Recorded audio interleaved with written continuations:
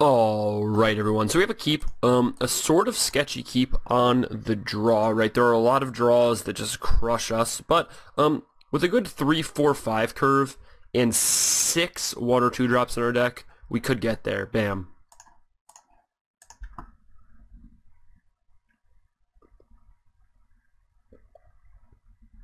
Bam. And the fact that this always enters the battlefield tapped is a little sketch, but what can you do? Well, can't attack into that. Alright, well now we don't need any more lands for the rest of the game. Maybe one more for Chef and Monitor, but we're kind of all set in that department. It seems like an Oracle, the Vault would be pretty good here. We're probably playing against like a white-black Embalm deck, but not necessarily. Getting in for one here seems standard.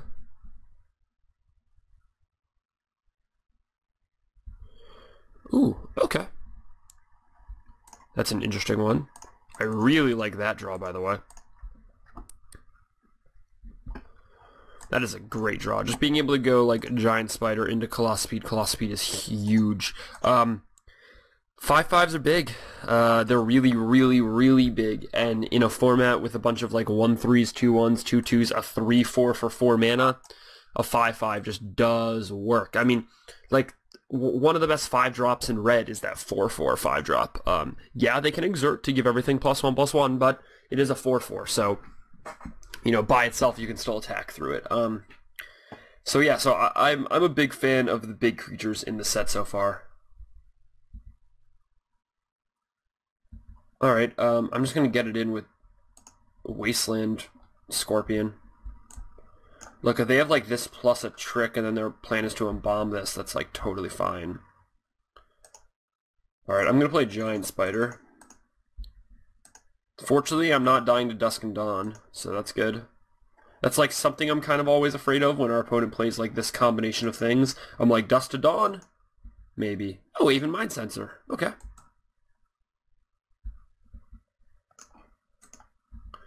Guess what Giant Spider does? It blocks Aven Mind Sensor.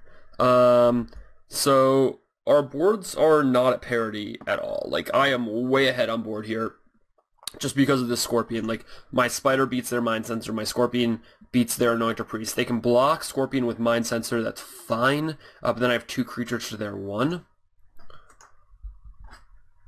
So I'm definitely ahead here, and I have a Colosspeed. So I think I just slam Colosspeed and pass.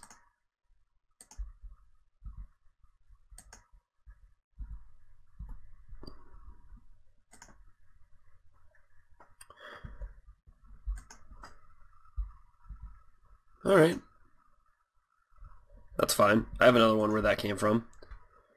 So they play a land. So they're flooding a little bit, but we're also just like at the exact perfect amount of lands. Oh, we drew an extra one. Dang it. We're not the perfect amount for very long.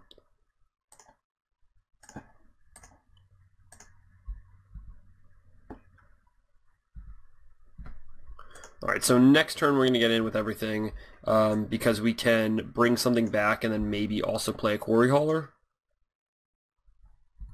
Perhaps? Okay. Yeah, so we're just getting in with everything. They can block something with their 1/3.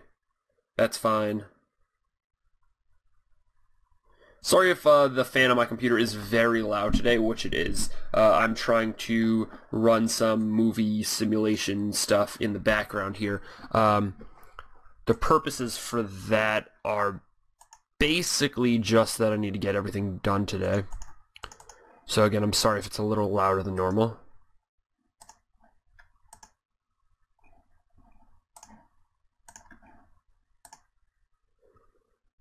I'll give this guy more counters, I guess. Oh, whatever, it doesn't matter.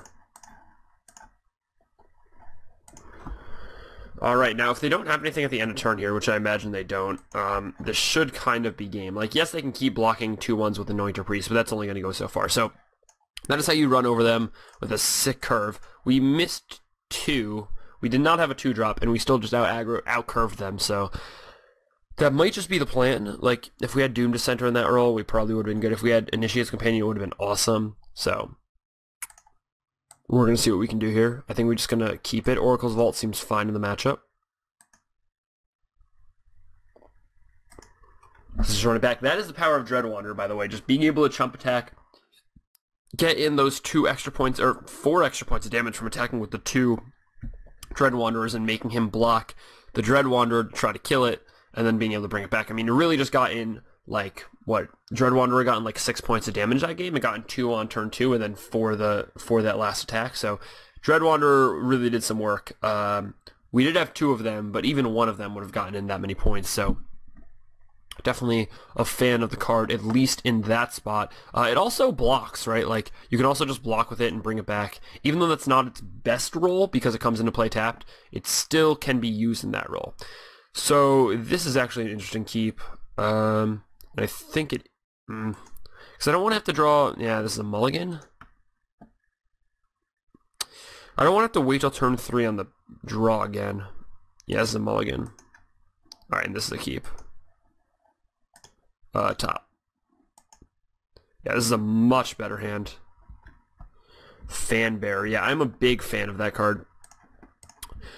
Great card. A slightly worse Gideon's Lawkeeper by sight, but the 2 power matter, or the 2 toughness matters a lot. And the fact that it's a zombie is actually relevant in a lot of situations. So, all those things, I think, put it above Gideon's Lawkeeper. Some people still aren't appreciating it. Like, I had someone just attack it into my Initiate's Companion yesterday. That's why I'm bringing this up. So, maybe I'm going to play Initiate's Companion. They're going to attack with Fanbear, and I'm going to block.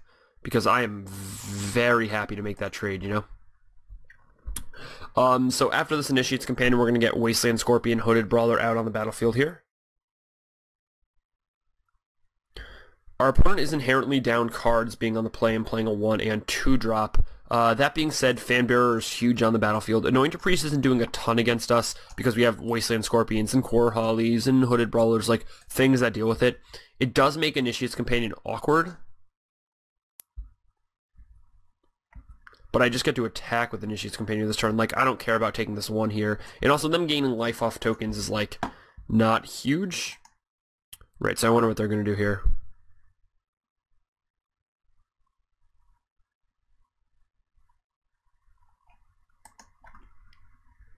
Oh, they're just going to let me attack, okay.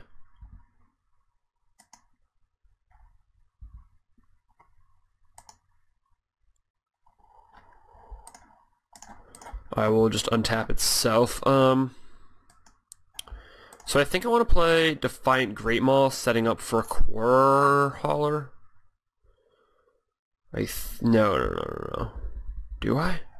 Or do I want to play Hooded Brawler? I think I want to play Hooded Brawler. Like, there's a sick Doom Dissenter Defiant Great Maw turn at some point anyways. Even Mind Sensor again. Yeah, I'm just not super afraid of that card. Like, yes, it's going to kill me in 9 turns, maybe 7, but if I don't win the game by turn 11, like, whatever.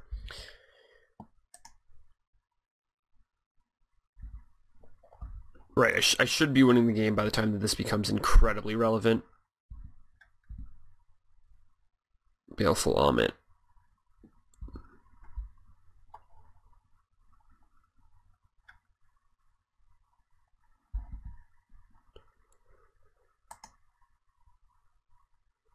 Alright, so I'm going to go to main phase 2. I'm going to put a Baleful Amonkhet counter on Hooded Brawler, and then theoretically take it off with Quarry Hauler. Now, if they want to keep 2 mana open for the rest of the game, or they have black into final reward, it's possible that Baleful Amonkhet doesn't get any work done. But right now, 1 hit is just like kind of ruining 2 Mind Sensor attacks. So even if I just get 1 hit in, that makes this game go to like turn 11 on average or something like that. Maybe even longer. So that's kind of huge here.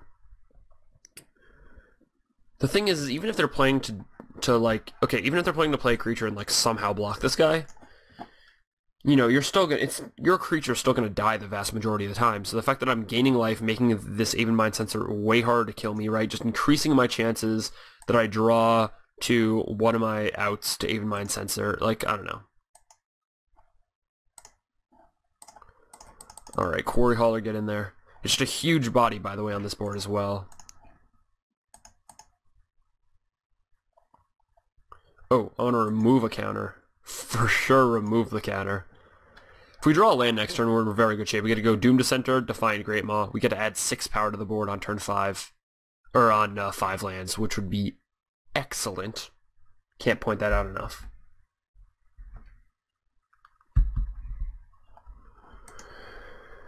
Alright, so our opponent's stuck on lands here. I don't really know what... Like, last game, they seem to be flooded. In this game, they seem to be screwed. I mean, I'm sorry that happened to our opponent. I'm happy to win the match, though, if that is what happens. But it definitely does suck. Something that I've noticed a lot lately, at least in my chat, is that people get, like, very... Okay, so...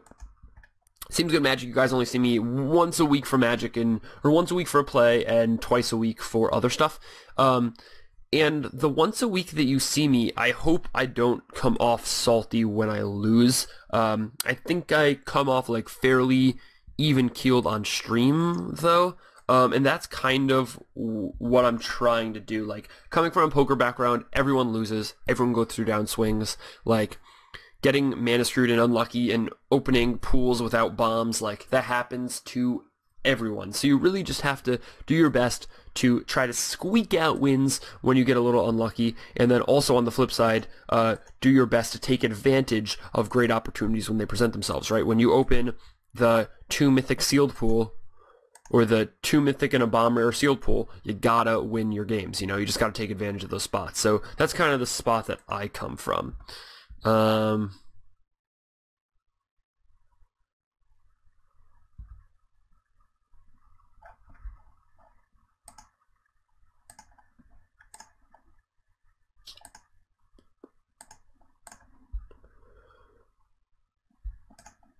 The thing is, he's gonna block everything, right?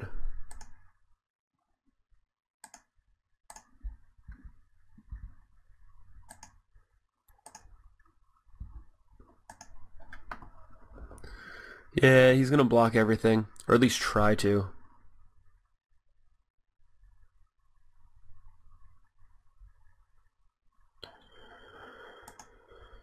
Yep.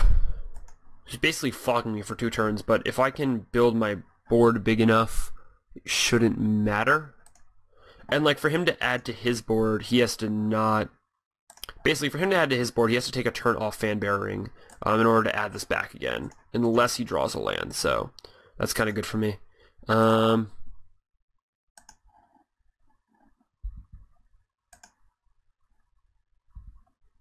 guy can hit the hay.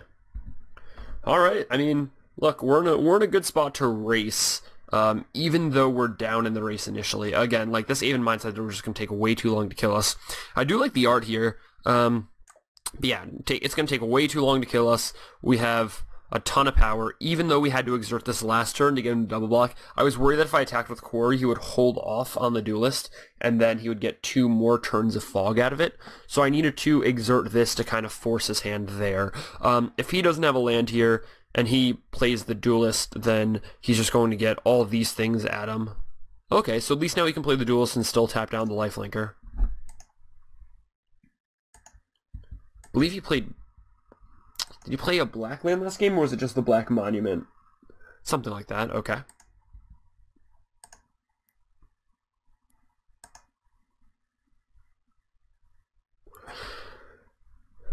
Yeah.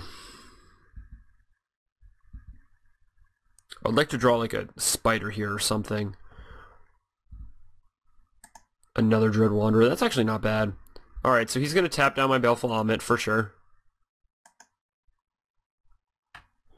I'm just not going to let him kill my Initiate's Companion.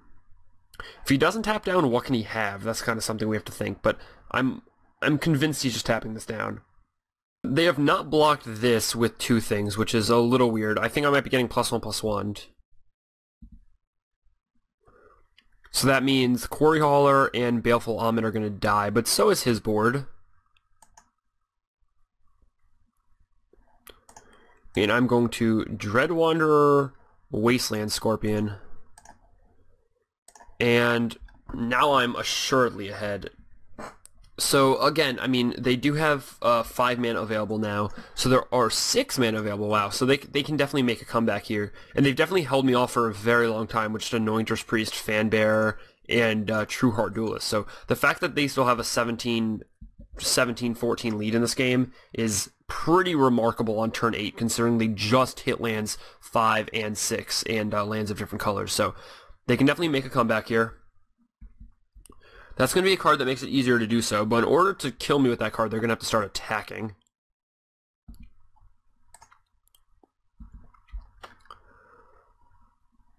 Alright, I mean, everything's just getting in there.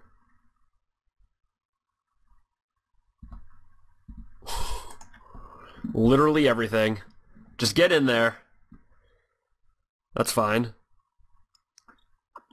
You block the Dread Wanderer, that's also fine. You can take 9.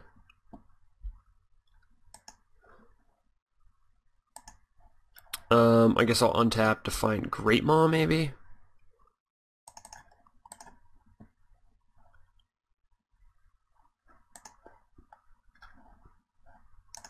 I mean, I just have, like, so much lethal on the board now. I have 8, 11, 15 damage. So even if you block to find Great Maw, you still die exactly. So he has to attack for 3 and block everything. Unburden is not... What? I'm so confused at all the colors going on here. Alright, we got there. Nice finish. Nice strong finish, I should say, to round number 1. See you all for round number 2 coming up next. Peace!